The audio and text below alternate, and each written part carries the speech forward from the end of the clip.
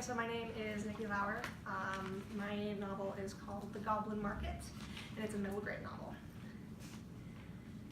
The Goblin Market is the story of Siobhra, who is a young girl who lives in a village next to a goblin mound and a mysterious stone circle. This is the story of her first visit to the circle. The woman hadn't said anything. She just sat there looking at Siobhra with eyes as deep and far away as the horizon. Normally, having someone stare at her would make Siobhra's brain itch, but the lady's eyes didn't prickle. They covered Siobhra like a heavy blanket. With each passing second, her thoughts got a little bit slower and a little bit smoother, until she could walk through them as easily as she could the stalls of the market, but without any of the bustle or chaos. She'd never felt this before. "Are you a goblin?" She didn't remember deciding to say anything. She didn't remember lining up the thoughts and telling the muscles in her mouth to move. She just remembered hearing the words hang in front of the air, in front of her lips. The woman tilted her head to the side. "Why do you ask?" "You feel different. You look like a person, but the air feels like magic, same as the market. Are you a goblin?" The woman shook her head. "I've never been to the kingdom under the mountain. Such as I are not welcome in the market." Siobhra wound her fingers into the grass and pulled, like she was brushing the tangles out of someone's hair. "That doesn't make sense.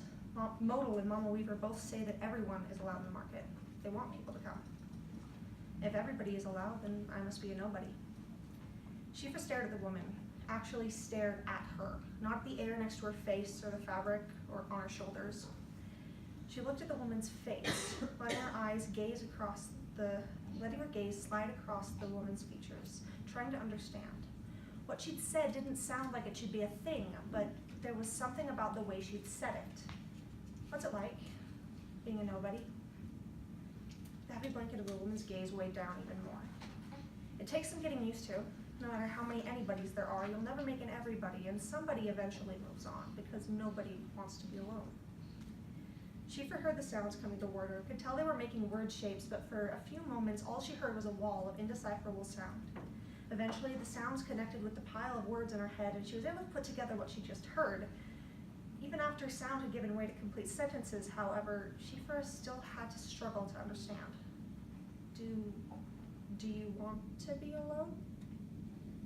Do you want me to leave?" The woman's head tilted slightly. "Do you?" She thought of the hall, with all its noise and light and heat. She thought of the cool press of bodies and the thrumming pulse of music that filled the goblin market. She thought of the way her feet had carried her away from all that.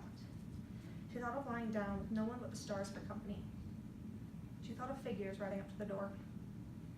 "No." The woman nodded. It wasn't one of those nods that said yes, so much as one of those that the Lord or his wife gave when the bard told a particularly good story. "Did you have a purpose in coming to the circle?" Siobhra didn't know how to answer that. She'd wanted to be somewhere that didn't have so much everything all at once.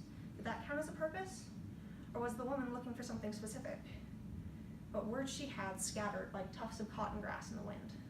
"I don't know." Neither of them spoke. The silence stretched between them, and so did the space.